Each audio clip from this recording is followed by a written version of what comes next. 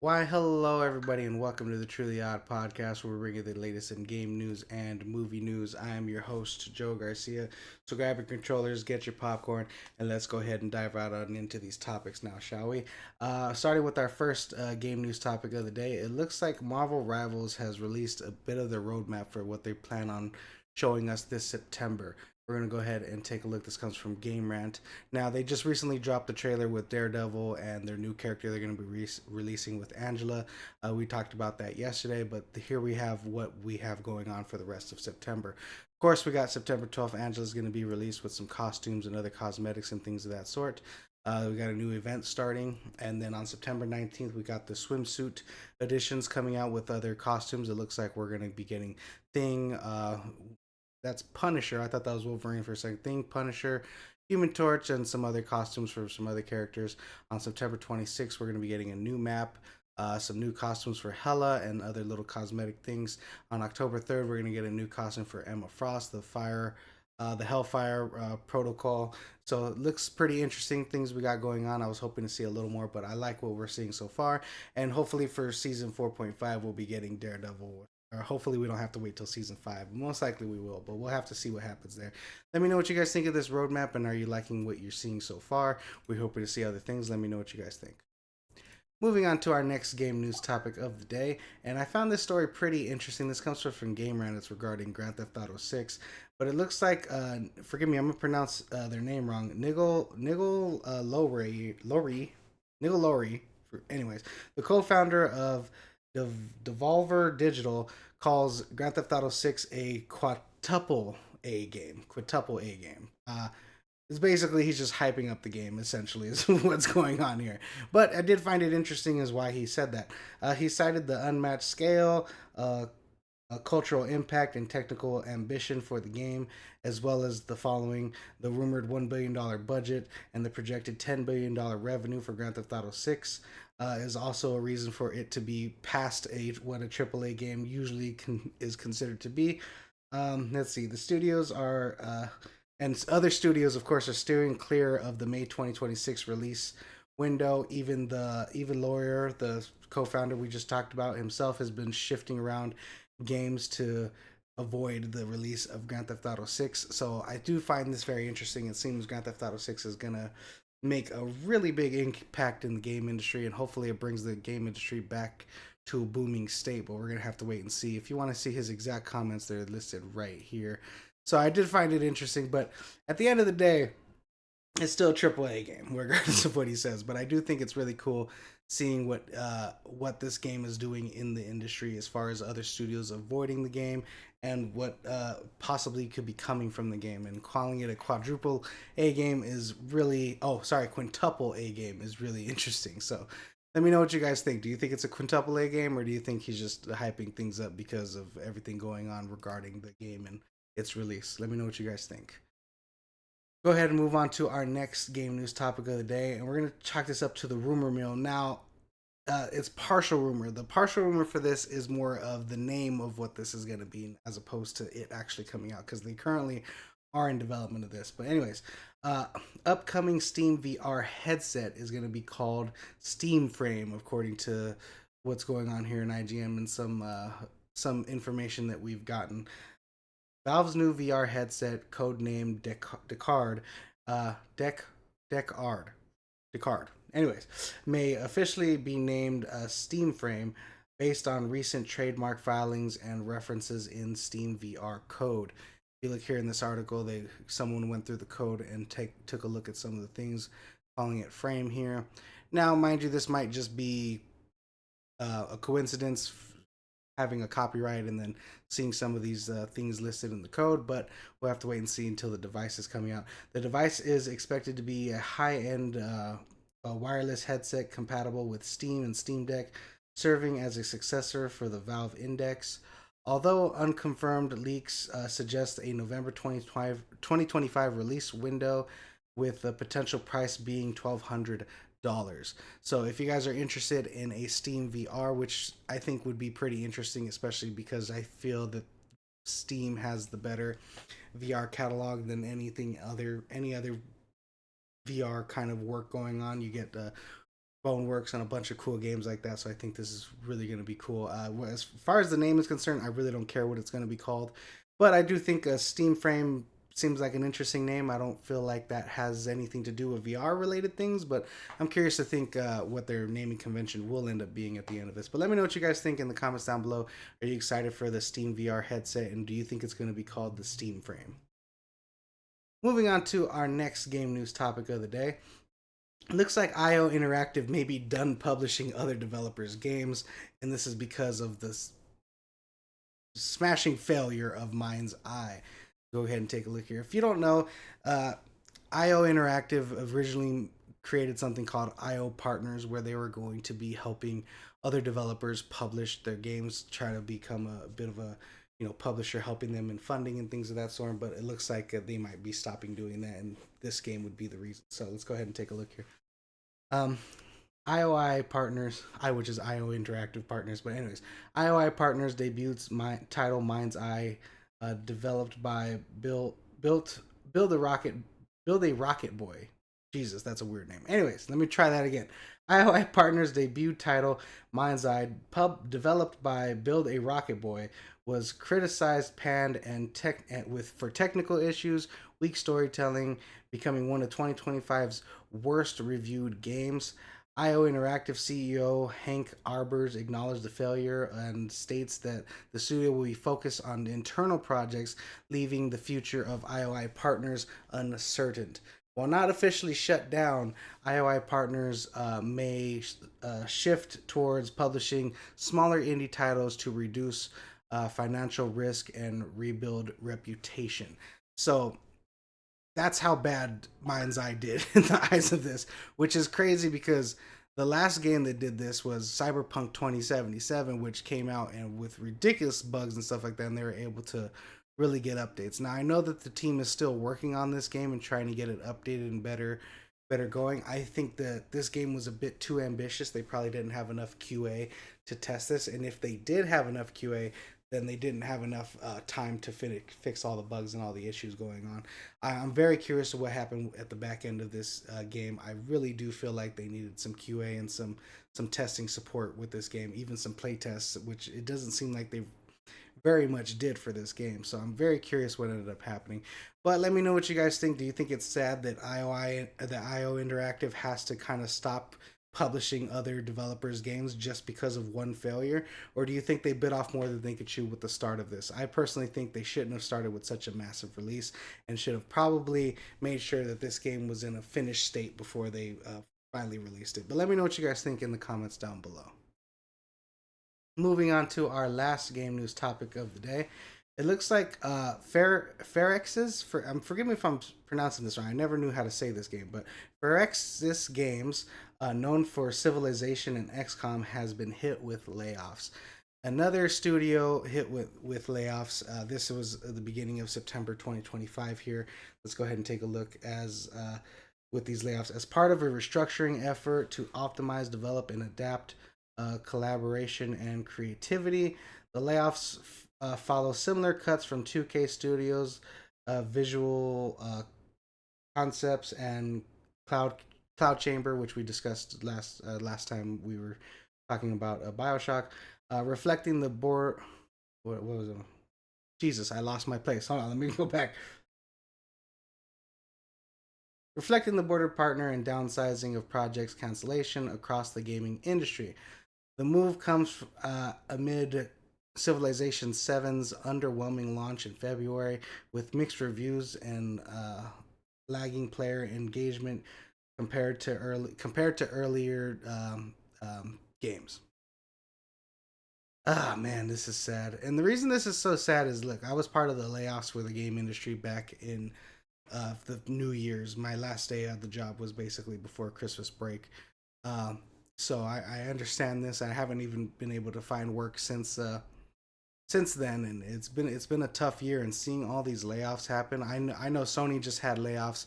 They basically got rid of a lot of their testing framework in the U.S. and moved it over to London. So that's really hard time to be in the game industry. There's been, I think, over 80,000 layoffs in the tech industry as it is. So there's a lot of people struggling right now. So I wish you all the best, and hopefully we can all pull through this. And it's just sad to see games like this do this. And Civilization is a big franchise, so seeing companies just lay off people is very sad. People losing jobs, people losing work, people losing houses, people losing a bunch of shit. So we'll see what ends up happening here, but it's just sad to see so many layoffs happening in the industry. Hopefully we can all pull through and things will come better.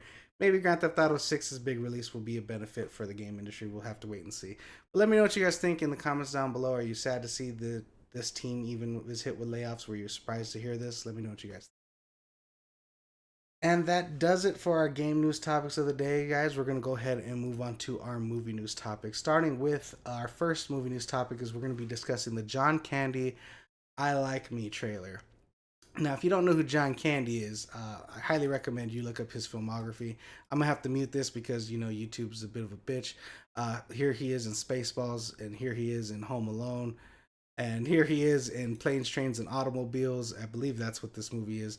But John Candy was a phenomenal actor and he great comedic talent. And it looks like they're doing a documentary about his life.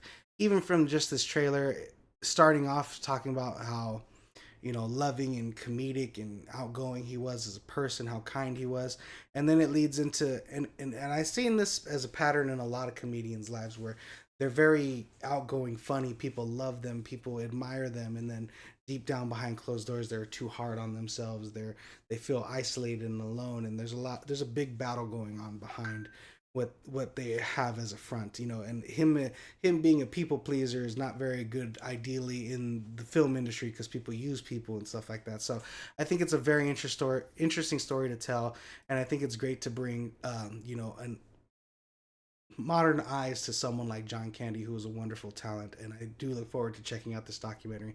I believe it's being directed by Colin Hanks, which is Tom Hanks' son. So very interesting to see that. I'm not sure if he's worked on other documentaries, and it's also being produced by Ryan Reynolds. And so yeah, if you guys are interested in checking out and hearing more about John Candy's story, I highly recommend you guys check out this trailer and look forward to the documentary. Let me know what you guys think about this trailer in the comments down below. Let's go ahead and move on to our next movie news topics of the day. And it looks like Sophie Turner is going to be playing Lara Croft in a Tomb Raider series for Amazon. Let's go ahead and take a look at this article here. It looks like Amazon Prime Video live action Tomb Raider series starts filming on January 19th, 2026, with Sophie Turner officially cast as Lara Croft. Forgive me if I'm going to pronounce this person's name wrong, but Phoebe Waller-Bridge, I think that's how you pronounce her name. But yeah, Phoebe Waller-Bridge is serving as a creator and co-showrunner alongside Chad Hudge, and Jonathan Van Tolkien, directing and executive producing. The series aims to honor the iconic video game franchise while delivering fresh adventures. Backed by Crystal Dynamics, Story Kitchen, and Amazon MGM Studios. I think this is interesting. Now, I'm not a big fan of Sophie Turner. She was great in Game of Thrones, but she grew up basically in that. And I honestly haven't seen her in a lot since then. I only have seen her in, what is it? I think it was the X-Men movie. Let's see what else she's done since then. I think she's mostly, the sad part is I think right now she's mostly well known for the being with the Jonas guy, one of the Jonas brothers. I just really haven't seen her in a lot of projects. She hasn't been in the forefront. It looks like she's been doing some stuff. There's a mini series called Joanne that she's in. Trust. Looks like she's done some voiceover work. Survive. Yeah, so I guess she's just been in a project, but nothing mainstream. I guess her most mainstream thing, at least from my knowledge, has been X-Men Dark Phoenix. But yeah, let me know what you guys think of this. I don't particularly like this casting. Now, mind you, I didn't see her audition or anything like that, but I just don't really see her as Lara Croft. Hopefully, she can prove me wrong. I would love to see that. But let me know what you guys think in the comments down below. Are you excited to see Sophie Turner as Lara Croft, or do you feel kind of how I do, where you weren't really expecting this casting and you were maybe hoping for someone else? Now, mind you, I don't have anyone off the top of my head that can take over the role of Lara Croft, but we'll see how she does. Let me know what you guys think in the comments down below. Let's go ahead and move over to our next movie news topic of the day. And this is regarding Ryan Reynolds and Avengers Doomsday, as he has kind of teased with some posts. There have been some rumors that him and Robert Downey Jr. weren't getting along and things of that sort. So this article Ryan Reynolds was being interviewed, and he kind of said the following: despite teasing fans with cryptic Avengers logo post, Ryan Reynolds claims that he hasn't stepped foot on Doomsday set and won't confirm Deadpool's involvement. Reports of tensions between Reynolds and Robert Downey Jr. were dismissed, with insiders claiming that the two haven't even met in person. With Channing Tatum's Gambit confirmed and Deadpool and Wolverine's massive success, fans still expect Deadpool to appear in Avengers Doomsday to hit theaters on December 18th, 2026. Uh, for me, this is very interesting because, with Andrew Garfield coming out and saying a lot of things like, oh, that he wouldn't be in the Spider-Man movie, that it's all CGI and stuff like that. So there's just a lot of hearsay when it comes to things like this, and I think Ryan Reynolds definitely doesn't want to spoil things for fans and wants it to be a surprise if he ends up showing up for Avengers Doomsday. Now, with all the X-Men and stuff returning from the cast, from James Marsden, Magneto, Professor X, and everyone in between, it's highly likely that we will possibly see a Deadpool in this movie. Now, what extent of his role will be is unknown at the time, or he might even just be leading into Secret Wars. We might not see him in Doomsday. So there's a lot of things going on. So I just think it's very interesting that a lot of the news cycle is very focused on Ryan Reynolds and what he has going on regarding Doom, and even to the point where it's saying him and Robert Downey Jr. aren't getting along. Now, those have been debunked. Now, mind you, that might be, who knows, people just trying to shut up the press so things don't leak out, but who knows. But I do find it interesting things like this are going on. But I do think that we just need to be patient and wait for a damn trailer, which we'll be getting sometime around I'm thinking the Super Bowl. Possibly we'll be getting the Avengers trailer or CinemaCon. We'll have to wait and see. But yeah, let me know what you guys think. Do you think Ryan Reynolds is lying, kind of how Andrew Garfield is, or do you think he's being honest and he hasn't really done anything for Avengers Doomsday yet? Moving on to our next movie news topics of the day, it looks like we finally got the full cast list for our Street Fighter movie. We're going to go ahead and take a look here.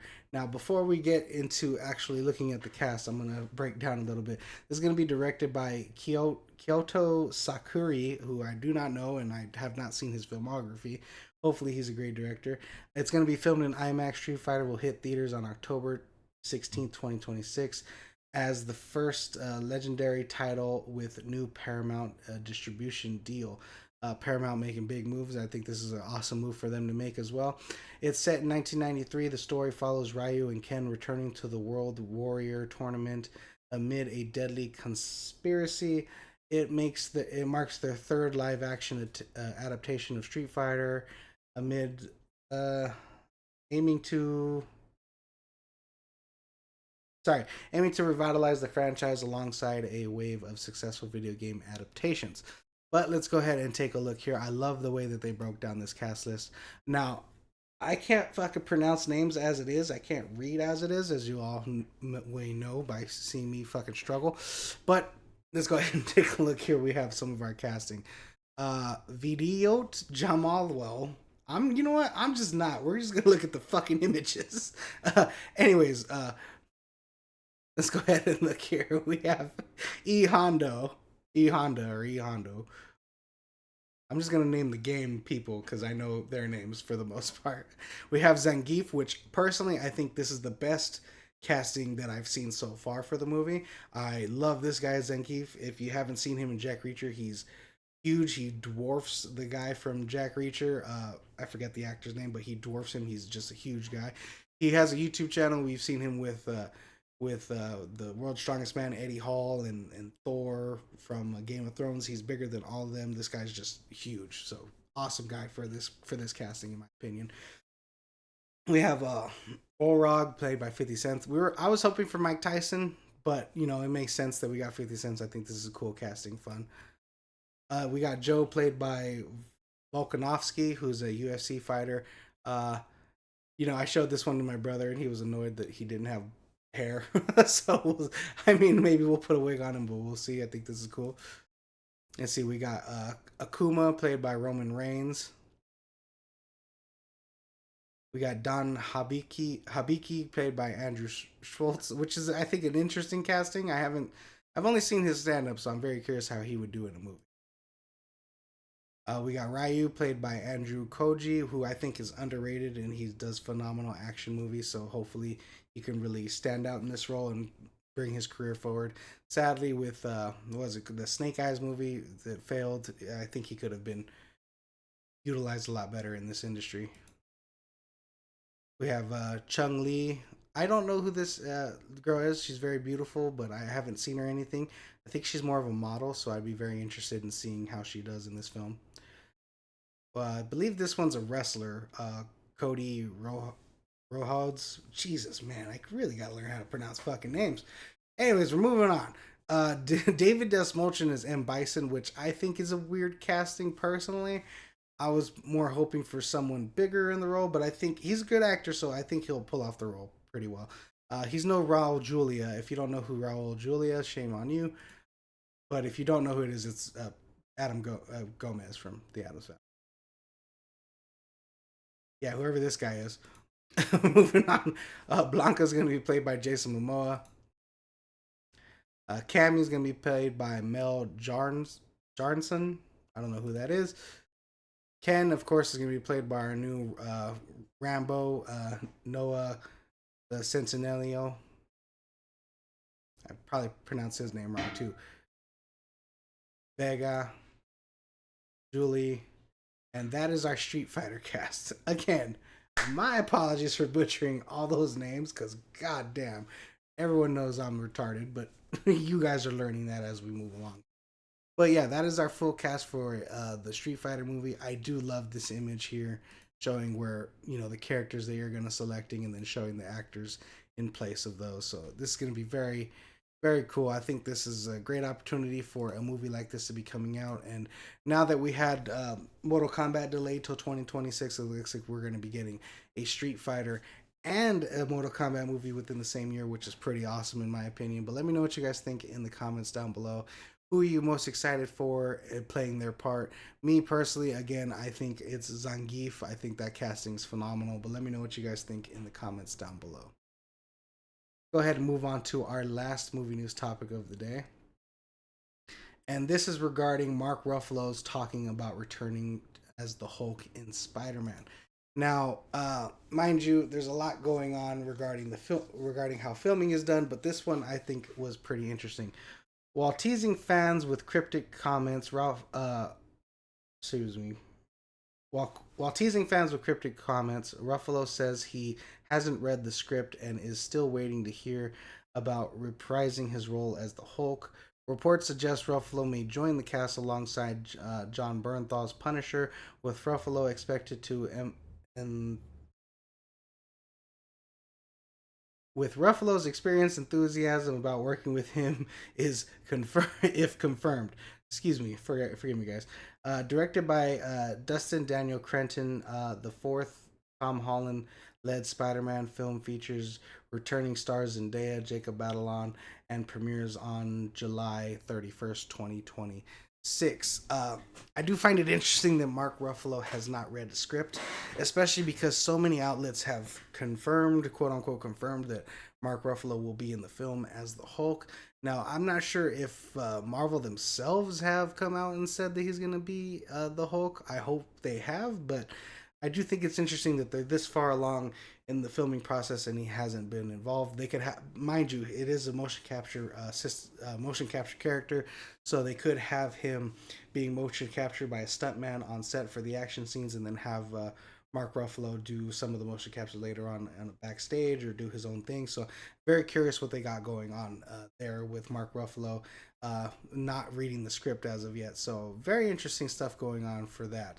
But let me know what you guys think in the comments down below. Are you excited to see Mark Ruffalo as the Hulk return? Do you think that everyone has just rumored it so much and he might not even be in it? And are you surprised that he hasn't read the script yet? Let me know what you guys think. Yeah, that's a wrap for today's episode of the Truly Odd Podcast, guys. Thank you so much for joining me. If you like this episode, please like and subscribe. And always, guys, remember, stay true, be odd.